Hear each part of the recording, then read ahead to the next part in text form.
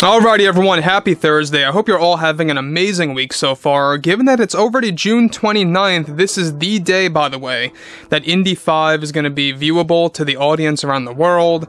And specifically, what's going on with Dial of Destiny is putting Lucasfilm into a very big financial crisis, essentially. But it's not just connected to that, it's also connected to other Star Wars projects and more by Disney. We're going to be covering exactly what's going on with Lucasfilm behind closed doors and what's looming for them by this fall leading into early to mid 2024. Let's get to it. This is Mike Zero. Subscribe if you're new and like this video to see future updates. I'm also on Twitter at Mike01. I thank you all so very much for the great and kind support. And well, let's get right into exactly what's going on. Now, we know that Lucasfilm has been in a little bit of a downward spiral recently. Not just with what happened with, most recently with Indy 5 and its lack of marketing skills and how they really cut back on the financial end of things for the marketing, but it also had a lot to do with the fact of what happened with the big dip in fan reception, all because of what happened with the Kenobi series and with Mando Season 3 letting down so many fans around the globe. And now the latest, alright, what's really worrisome for the Disney executives and even those over at Lucasfilm has a lot to do with what's looming for that's about to actually take place in the coming months, involving, of course, a lot of projects. Now, with Lucasfilm embracing multiple Star Wars projects on the horizon, however, one project and more is leading Lucasfilm into a financial crisis right now that Disney is having a difficult time shaking. With the Acolyte show, for starters, one big mistake that Disney is currently going for is by dwindling the marketing of the show and slashing it by 80 to 85% to keep the promotion of the series to a bare minimum. With $20 million going to each of the 8 episodes, Lucasfilm invested around $160 million into the Acolyte alone, excluding marketing. And already Disney executives are projecting large subscriber losses from the Acolyte show that will result in a large loss in revenue from the show and creating a domino effect for other projects related to Star Wars and Marvel on Disney+. Now, additionally, Lucasfilm also is facing a similar situation with the Skeleton Crew series that's due for release by this November to December. Another Kathleen Kennedy-run project, Creatively Speaking, which holds at, of course, $136 million in investments, the budget, if you will, which is around $17 million per episode, as this will also be an 8-episode series. Now, this is why Lucasfilm cutting back on both Skeleton and Acolyte from having 12 episodes to 8, and are also cutting back marketing for both shows due to what has been going on with Indy 5 and its marketing failure and potential box office bomb.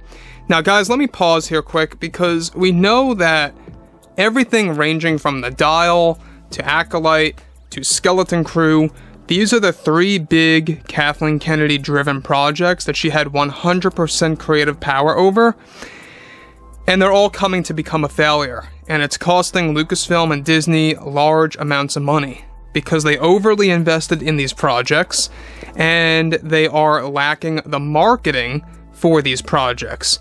Do note that we still have no release date for Skeleton Crew, and it's supposed to come out by this November to December, leading fans very confused as to what's happening with it.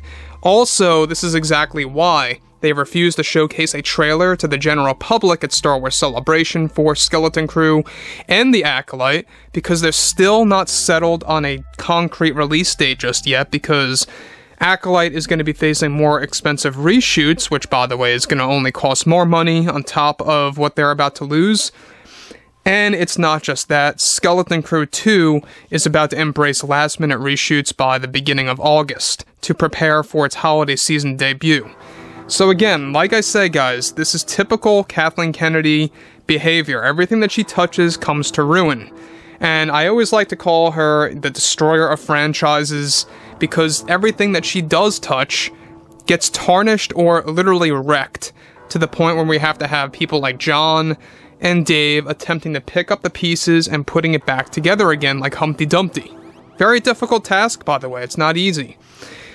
So, what's even all the more interesting about this whole fiasco going on over at Lucasfilm, not just because of Kathy Kennedy, but also because of Leslie Headland and John Watts and how he wants to Marvelize Star Wars. So basically, Skeleton Crew is going to be like a Marvel-type Star Wars show, just to put things clearly.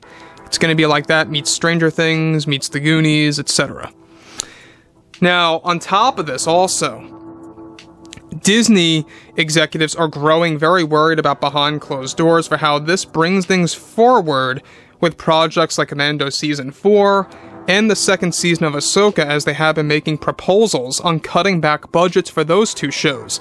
Bob Iger is reportedly already well informed about Lucasfilm's financial issues moving onwards, that they will be facing in the coming months, and is exactly why they delayed more movie announcements from September of this year until March of next.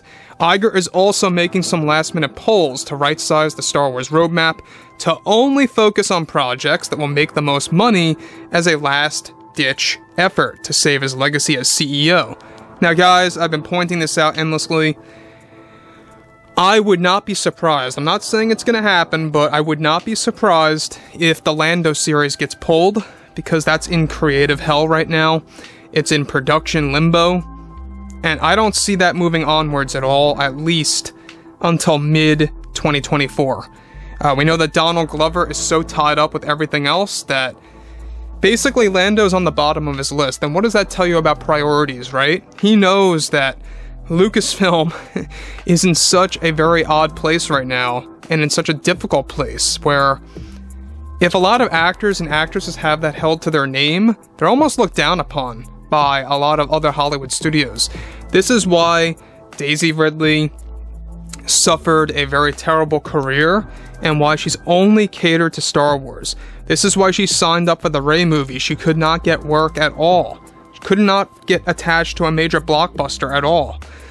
The only person that truly succeeded somewhat in my book is Oscar Isaac and Adam Driver.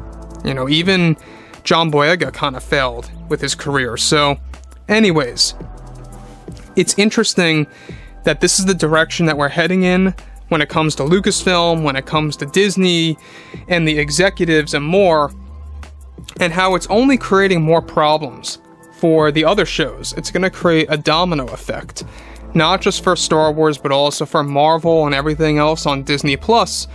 And we've seen this, you know, they're already canceling said projects attached to Marvel as we speak.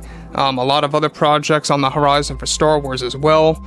They're going to be updating their roadmap by this year's D23. That's going to take place, by the way, in the beginning of September. I believe it kickstarts on September 9th, correct me if I'm wrong.